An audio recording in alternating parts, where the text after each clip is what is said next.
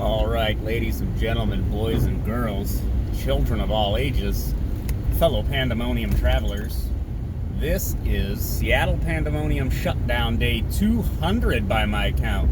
Yay! 200 days of complete chaos and terror. And, well, the terror, then the destruction began basically on my birthday. Happy birthday to me, because 2020 is a shithole country. What's going on today? Well, we got a little bit of an update on the Supreme Court nomination. Apparently, Mitt Romney, the never-Trumper guy, whatever, very failed presidential candidate, has said that he will move on whoever Trump nominates. And that is how the cookie crumbles. That takes the split in the Senate, puts it fairly securely in the majority Republican, and then they will appoint a third justice under the Trump administration. And if he gets reelected, he may be able to appoint a fourth, maybe even a fifth. Could get crazy. This will shape the Supreme Court and shape jurisprudence for a generation, I'm told. Maybe longer. What's going down? Well, they are probably going to burn down Louisville, Kentucky today. Louisville. I think it's Louisville. The police officers in the Breona Taylor shooting, only one of them is being charged, and the other three are being let go, not held legally responsible. So I want to be careful here, because there is so much, like, as you can see, it's raining again, which means summer is over, just like your dreams, okay? There's so much information and disinfo and poor takes on this case of the Breona Taylor shooting. I can't quite figure out what to believe. So, as per usual with all of these cases, yes, the police should not kill anyone. In a perfect world, that wouldn't happen. But we don't live in a perfect world. We live in a fallen creation. So, mistakes get made, accidents happen, bystanders get caught in the crossfire between police and criminals, and in this instance, it seems as though they were trying to arrest a drug dealer, and what people are saying is it wasn't a no-knock raid. So people are saying it was a no-knock raid, but in fact it wasn't a no-knock raid. They did knock, and they did announce their presence as law enforcement. So they didn't just open fire, according to this narrative. Now, the narrative that has gone around, of course, that makes everybody angry, is that they just sort of started shooting, and she was killed in her bed. I mean, she wasn't killed in her bed, not that matters a whole lot, but the boyfriend that I believe they were there to apprehend shot one of the officers, and then they returned fire. That's the narrative that leads to this one officer getting charged, but not these other officers. Now, the officer that's getting charged is getting charged with, like, endangerment, because he fired through a wall, and this was like an apartment building, so, like, he endangered people in the neighboring apartment because he shot through the wall and the floor or something. Again, like I said, there's so many contradictory points and conflicting narratives. I don't quite know what to make of it. Other than maybe we should end the war on drugs, and then these people wouldn't have an underground black market, and that's not a racial thing, for their drugs, and then we wouldn't be trying to arrest people, and then there wouldn't be armed police, and people wouldn't be shooting each other. I don't know. That's the thought. That's my thought process anyway. We could reform the war on drugs and maybe change some of this around a little bit. I don't know. I mean, that's just an idea. Good work. What else? I mean, well, they're already kind of like rioting and getting smashy in Louisville. I swear it's Louisville. And at the very least, this is one of the things that's just unfortunate about all this is you have, again, you have peaceful protests, people peacefully protesting. We want justice, and we want the mayor to do something. We want the DA to do something. We want justice. We want, get the feds in here. Do a federal, get what the DOJ in here, like they did in Ferguson, right? Like we want review, right? And maybe there's a case for that. Maybe there is funny business going on with the police reports and, evidence that was submitted, evidence that was omitted. Maybe that's the case. Are you crooked? No. Maybe that is the case. However, in these instances of these large protests, what ends up happening is people treat it as an opportunity to snatch and grab, or smash and grab, rather. They just want to riot, and they will riot, and we already see videos coming out. They're destroying small businesses and everything else, and it is at this particular juncture, I mean, people use this excuse that, like, they have insurance so they can destroy the outdoor seating area at the restaurant. You can break people's windows out of their shops and all this stuff, and it's just tragic. I mean, I've kind of covered all this before, and I don't know, it is what it is. The people will use it, opportunists will use it as an opportunity to destroy things and steal other people's stuff and just be hooligans and run amok, and it harms the cause. It harms your city. It's going to force businesses out, and then there's going to be fewer jobs, there's going to be fewer amenities, fewer services, and it will be basically a self-inflicted wound, because why would people stay somewhere where the police do something wrong and you destroyed their business?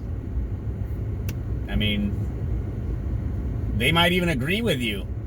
They might vote for, progressive police policies and everything else, but at the end of the day, you're not asking them about their politics when you go and smash up their restaurant. It's just a public place, and so it just gets destroyed. It is, again, it's rather tragic in the age of the COVID, after all these businesses were already just annihilated. I mean, if that report, that I saw the headline, I didn't look at the analysis, but I saw the headline, something like 60% of businesses are not coming back that have been closed during COVID, the pandemic. 60%. Like, it could be 40%, and that's still gnarly, guys. Like, we don't actually know what that really looks like. We haven't seen anything like that even since, I mean, the 2008 crash kind of messed everything up, but it just wasn't the same, not even at the same scale. Like, we haven't seen anything like this. I feel like no one alive really has seen this, unless there's some severely oldsters who somehow lived through the Great Depression, right? They'd have to be like 100, and maybe they remember some things about what it's like when things get this bad. But justice for Breona Taylor.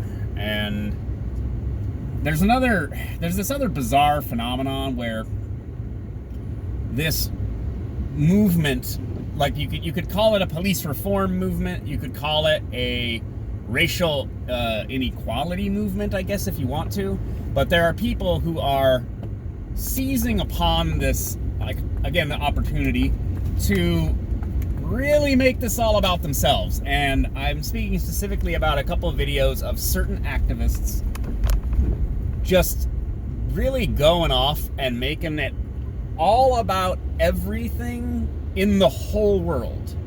Like, black trans lives matter, black queer, Muslim lives matter. And it's like, this was supposed to be about basically like black people, just kind of in general, not all these different niche identity groups, all kind of jumping on the bandwagon. I mean, I feel like it's distracting from what the original issue was that the perception is, this is the narrative. Basically, black people can't do things in public without being targeted by the police and then getting hurt and or killed and arrested by the police. Hurt, arrested, and or killed by the police. Not smaller demographics within the small demographic having their own specific grievances not being addressed. Like, we can get to those, but we haven't fixed we haven't fixed the top problem, never mind the smaller sub-problems of the smaller subsets of the demographic.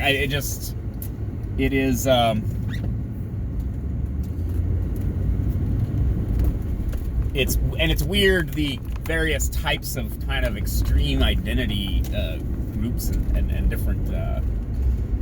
different groups for identity politics groups, basically, right? So there's that. So they'll probably burn Louisville tonight. I saw a video that was allegedly out of date of like armed militia types marching around the city.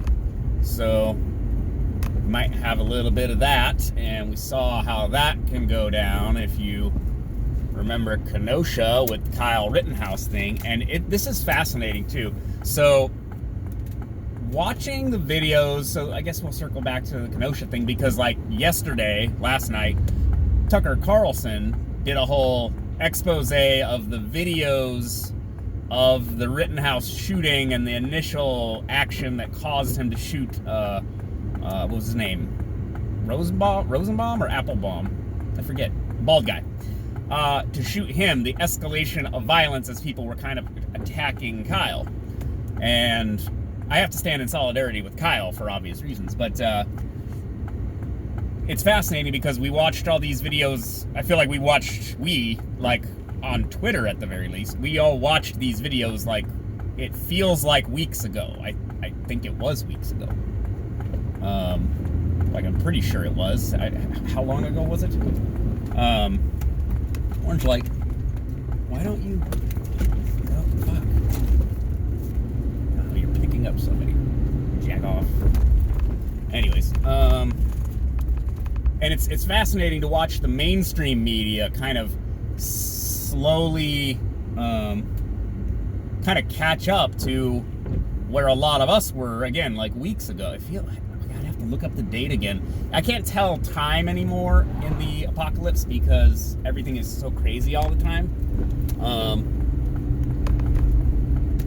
It's hard to keep track of when things have even happened and how long it's been. I mean, it's been 200 days that I've been driving to work, mostly the same route, talking about current events and the COVID and everything else, and I can't.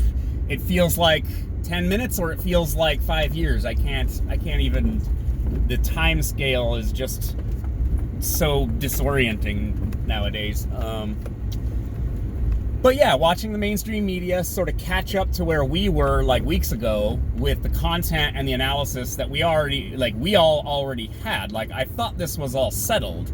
Then Tucker covers the story, shows exactly what we all already saw, and then leftists get all mad and libs get all mad and say, oh, it's lies and they're lying and he's a murderer, that wasn't self-defense, he's a white supremacist. All this nonsense that is either unsubstantiated or completely made up. They're just lying about this kid. And it's one of those, kind of like the Covington Catholic thing again. It's like, guys, can you stop slandering children? It's just not that hard to not think people are insane, like radicals, they're racist, etc. He's just a normal kid. Was he a lifeguard? He went and was cleaning graffiti up because he, wants to help the city get back on its feet. He goes to help protect the business from getting burned down. He's just part of the community.